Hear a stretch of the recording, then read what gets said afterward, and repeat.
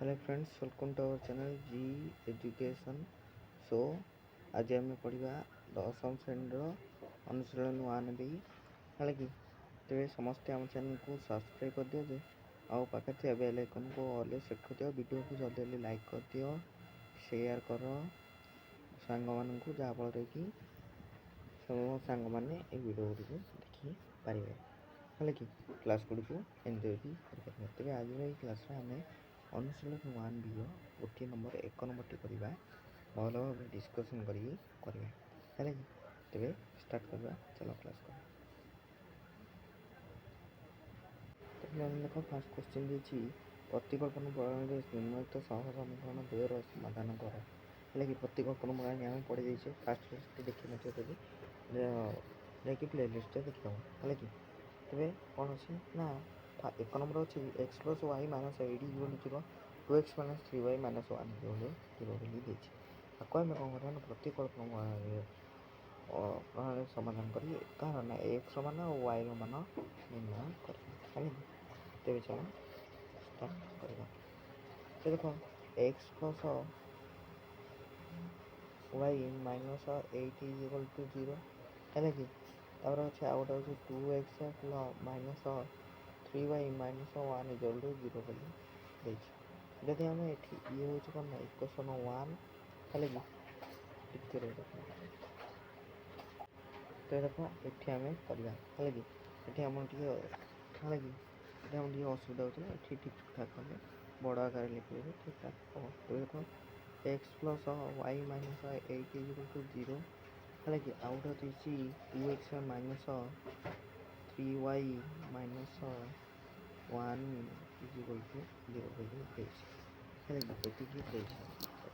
एठार कौन ना ये फास्ट हूँ कौन ना इक्वेशन 1 नवा को सेकेंड टाइम आम ना कौन ना इक्वेशन 2 बोली नवा इक्वेशन 2 बोली सेकेंड टाइम इक्वेशन 2 बोली। तो देख एठार कौन करिया ना फास्ट इक्वेशन 1 को कौन ना इक्वेशन 1 को 1 रे कौन करिया ना y को x माध्यम प्रकाश करें y को x माध्यम आम ये करिया x को y माध्यम है कि x को y माध्यम प्रकाश करें माध्यम प्रकाश करें। तो देख x को यदि y माध्यम प्रकाश करवा तो देख आम कौन अच्छे ना x plus Y minus 8 equal to 0 अच्छे। तेज दिहाटी प्लेस कौन हम ना एक्स इक्वल टू एठार वाई प्लस अच्छे 8 माइनस अच्छे। तेज कौन हम ना 80 माइनस वाई। तेज एक्स मान बाहर गला 8 माइनस वाई या आम कौन कह ना इक्वेशन 3 बोली देवा। आपको आम इक्वेशन 3 बोली देवा। यही जो इक्वेशन 3 रे आम कौन बाहर एक्स मान बाहर ये जो एक्स मान को आम कौन करिया ना इक्वेशन 2 रे पुट करिया इक्वेशन 2 रे पुट करवा है कि। तेज चलो आम इक्वेशन 2 रे पुट करवा। तो देख इक्वेशन आम कौन कर इक्वेशन 2 रे प्रयोग करवा। तो देख इक्वेशन 2 रे कौन ना 2x minus 3y minus 1 equal to 0 अच्छे। दैट मीन्स कौन कर ना आम 2x माइनस 3y माइनस 1 अच्छे ना एक्स मान बाहर कर 2 होल इंटू एक्स मान बाहर आम 80 minus Y whole into 3y है कि whole into 3y minus 1 equal to 0 बाहर। फिर दिहाटी प्लेस कौन ना 16 minus 2y minus 3y minus 1 equal to 0 है कि दिहाटी place 16 minus 2y minus 3y। तेज कौन है ना 15 माइनस 5y है इक्वल टू 0 है 15 माइनस 5y इक्वल टू 0 है। तेज एठार आम कौन करवा ना एठार आम कौन करवा ना माइनस 5 को एपट को लिखा तो कौन करना 5y इक्वल टू 15 है कि 5y इक्वल टू 15। तेज दिहाटी प्लेस कौन हम ना y equal to 15/5 equal to 3 answer y मान के 3 वाला ये वाई मान 3 वाला आपको आम इक्वेशन 1 में पुट करें। तो चलो इक्वेशन 1 में पुट करें। तो देख इक्वेशन 1 कौन देखिए ना x plus y minus 8 is equal to 0 ଦେଇଛି। ଏଠାରେ କ'ଣ କରିବା ନା ଆମର y ର ମାନ କେତେ ବାହାରିଲା ନା y ର ମାନ 3 ବାହାରିଲା। ଏଠାରେ ନେଇକି 3 ପୁଟ୍ କରିଦେବା y ରେ। ତେବେ x plus 3 minus 8 is equal to 0 that implies x minus 5 is equal to 0 that implies x is equal two 5। ତେବେ ଆମର x y ଆମର କେତେ ବାହାରିଲା ଅତଏବ x y ଆମର ବାହାରିଲା 5 3 ବାହାରିଲା। ହେଲା କି 5 ଆଉ 3 ବୋଲି ବାହାରିଲା। ତ ଦେଖ ଇକ୍ୱେସନ୍ 1 ନମ୍ବର ଗଲା। ତାପରେ ଯିବା ଆମେ 2 ନମ୍ବରକୁ ଦେଖିବା।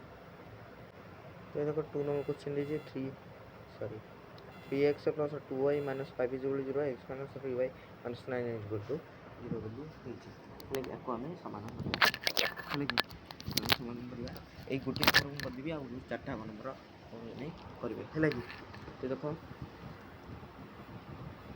ଦେଖ ଆମେ ପକାଇବା ନା 3x plus 2y minus 5p is equal to 0। ହେଲା କି 3x ଏଇଟା ହେଉଛି 3 ହେଲା କି ତାପରେ ହେଉଛି x minus 3y minus 9 is equal to 0। ଇଏ ହେଉଛି ଇକ୍ୱେସନ୍ 1। ଆକୁ ଆମେ ଦେଇଦେବା ଇକ୍ୱେସନ୍ 2 ବୋଲି ଦେଇଦେବା। ହେଲା କି ତ ଦେଖ 3x plus 2y minus 5p is equal to 0। ଏଠାରେ କ'ଣ କରିବା ନା ଇକ୍ୱେସନ୍ 1କୁ x ମାଧ୍ୟମ yକୁ x ମାଧ୍ୟମ ଏଠାରେ କ'ଣ yକୁ x ମାଧ୍ୟମରେ ପ୍ରକାଶ କରିବା। ତ ଦେଖ ଏଠାରେ କ'ଣ କରିବା ନା 2y is equal to minus 5ଟା ଅଛି ସେପଟକୁ ଗଲେ 5 ମାଇନସ୍ 3x ହେଇଯିବ। ତେବେ ଦ୍ୟାଟ୍ ଇମ୍ପ୍ଲାଇଜ୍ କ'ଣ ହେବ ନା y is equal two 5 minus 3x by 2 ହେଇଗଲା। ତେବେ ଏଠାରେ ଆମେ କ'ଣ ବାହାରିଲା ଇକ୍ୱେସନ୍ 3 ଆମର ବାହାରିଗଲା। ହେଲା କି ଇକ୍ୱେସନ୍ 3 ଆମର ବାହାରିଗଲା। ଟିକେ ଭୁଲ। ତେବେ ତାପରେ କ'ଣ କରିବା ନା ଏଠାରେ ଆମର ବାହାରିଲା କ'ଣ ନା y ର ମାନ ବାହାରିଲା କି 5 ମାଇନସ୍ 3x ବାଇ 2 ବାହାରିଲା। ଏଇଟାକୁ କ'ଣ କରିବା ନା x ର ମାନକୁ ଆମେ ନେଇକି ଇକ୍ୱେସନ୍ 2ରେ ପୁଟ୍ କରିବା। ଇକ୍ୱେସନ୍ 2 କ'ଣ ଅଛି ନା x minus 3y minus 9 is equal to 0 ଅଛି। ହେଲେ କି 9 ଇଜ୍ ଇକ୍ୱାଲ୍ ଟୁ 0 ଅଛି। ତାପରେ ଦ୍ୟାଟ୍ ଇମ୍ପ୍ଲାଇଜ୍ କ'ଣ ହେବ ନା x ଜାଗାରେ ଆମେ କ'ଣ ପକାଇବା ନା x ଜାଗାରେ ଆମେ ପକାଇବା 5p minus 3x by 2 minus 3y minus 9 is equal to 0। That implies କ'ଣ ହେବ ନା ଯଦି ଆମେ 2କୁ ଲସ୍ ଆଗକୁ ନେଇଗଲା ତେବେ 5p minus 3x minus 6y minus 18 is equal to 0 ବାହାରିଲା। ତେବେ 2କୁ ଯଦି ସେଠି ଗୁଣା ହେଇଗଲା 0ରେ ତେବେ 0 ହେଇଯିବ।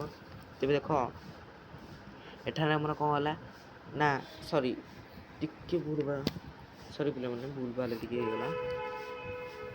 ଦେଖ ଏଇଠି ତେବେ ଆମର ଇକ୍ୱେସନ୍ ଯେଉଁ 2 ଅଛି x minus 3y minus 9 is equal to 0 ଯେଉଁ ଅଛି ମୁଁ କ'ଣ କଲି ନା x ଜାଗାରେ ମାନଟା କହିଥିଲି କିନ୍ତୁ ଏଇ y ଜାଗାରେ ମୁଁ ଥିଲା। ତେବେ x minus 3 whole into 5 minus 3x by 2 minus 9 is equal to 0। ହେଲେ କି ଦ୍ୟାଟ୍ ଇମ୍ପ୍ଲାଇଜ୍ କ'ଣ ନା x ମାଇନସ୍ କ'ଣ ହେଲା ନା 15 ମାଇନସ୍ ଏଠି ପ୍ଲସ୍ ହେବ କାରଣ ମାଇନସ୍ ଇଣ୍ଟୁ ପ୍ଲସ୍। ତେବେ 9x Bai 2 minus 9 is equal to 0। That implies କ'ଣ ହେବ ନା 2 ଲସ୍ ଆଗୁନି ହେଲା 2x minus 15 plus 9x minus 9 is equal to 0। ତେବେ 2 ଯାଇକି ଏପଟେ ଗୁଣା ହେଇଗଲା। ତେବେ ଦେଖ 9x ପ୍ଲସ୍ 2x କ'ଣ ହେଲା 11x ମାଇନସ୍ 15 ମାଇନସ୍ 9 ହେଇଗଲା କେତେ ନା 11x ସେ ହେଉଛି ମାଇନସ୍ 15 ମାଇନସ୍ 9 ହେଇଗଲା ଆମର 24 ହେଇଗଲା। ହେଲା କି 24 ହେଇଗଲା। ତେବେ ଚାଲ ଆଗକୁ ଦେଖିବା ପିଲାମାନେ ଟିକେ ମୁଁ କ'ଣ କହୁଥିଲି ନା ସେପଟେ ଯେଉଁ ମାଇନସ୍ 9 ଥିଲା ହେଲା କି ତାକୁ ମୁଁ ମାଇନସ୍ 18 କରିବାକୁ ମନେ ନଥିଲା। ତେବେ ମାଇନସ୍ 18 ମାଇନସ୍ 15 କେତେ ହେଲା ନା ଟିକେ ମାଇନସ୍ 15 ମାଇନସ୍ 18 ଗଲା 33 ମାଇନସ୍ 33 ହୋଇଗଲା। ତେବେ କ'ଣ ହେଲା ନା 11x minus 33 is equal to 0। That implies 11x minus is equal two 33 ହୋଇଗଲା। ତେବେ x is equal two 33 Bai 11 ହୋଇଗଲା। ତେବେ କାଟିଦେଲେ ଆମର ଆନ୍ସର୍ ବାହାରିଲା 3 ବୋଲି ତେବେ ସେଇଠୁ କ'ଣ ହେଲା ନା ଏକ୍ସ ମାନ ବାହାରିଗଲା, ତାପରେ ୱାଇର ମାନ ବାହାର କରିବା। ନା ଇକ୍ୱେସନ୍ 3ରେ ଆମେ ପକାଇଦେବା। ଏଥର କ'ଣ କରିବା ନା ଇକ୍ୱେସନ୍ 3 ପକାଇବା। ଆହୁରି ଗୋଟେ ବାହାର କରିବା। କ'ଣ ନା ଇକ୍ୱେସନ୍ 3ରେ ପକାଇବା। ଇକ୍ୱେସନ୍ 3 ଆମର କ'ଣ ଥିଲା ନା ଦେଖ ଇକ୍ୱେସନ୍ 3 ଥିଲା କି y ଇଜିକାଲ୍ ଟୁ କ'ଣ ଥିଲା ନା 5 - 3x/2 ଥିଲା। ଏଠାରେ ଆମେ କ'ଣ କରିବା ନା ଏକ୍ସ ଜାଗାରେ ମାନଟା ପକାଇଦେବା। 5 - 3 × 3 - 2/2 ହେଇଗଲା, ହେଲା କି ବାଇ 2 ହେଲେ କେତେ ହେବ ନା 5 - 9 5 - 9/2 ହେଇଗଲା ଆମର -4/2 ହେଇଗଲା ଆମର -2। ଆନ୍ସର୍ ଆମର ବାହାର ଗଲା ନା ୱାଇର ମାନ ଆମର ବାହାର ଏକ୍ସ ଆଉ ୱାଇର ମାନ ଆମର ବାହାରିଲା କ'ଣ ନା 3 ଆଉ -2 ବାହାରିଲା, ହେଲା କି। ତ ଦେଖ ମୁଁ ଗୋଟେ ନୂଆ ଉପାୟରେ ବାହାର କଲି ନାହିଁ, ହେଲା କି ଏଇ ଉପରେ ହେବ ସେଇ ଉପରେ ବି ହେବ। ଫାର୍ଷ୍ଟ ଯେମିତି ବସିଯାଇଥିଲେ ଏଇଥିରେ ବି କଲେ ହେବ। ତେବେ ଆଜିର କ୍ଲାସ୍କୁ ମୁଁ ଏଇଠି ରଖୁଛି, ଧନ୍ୟବାଦ।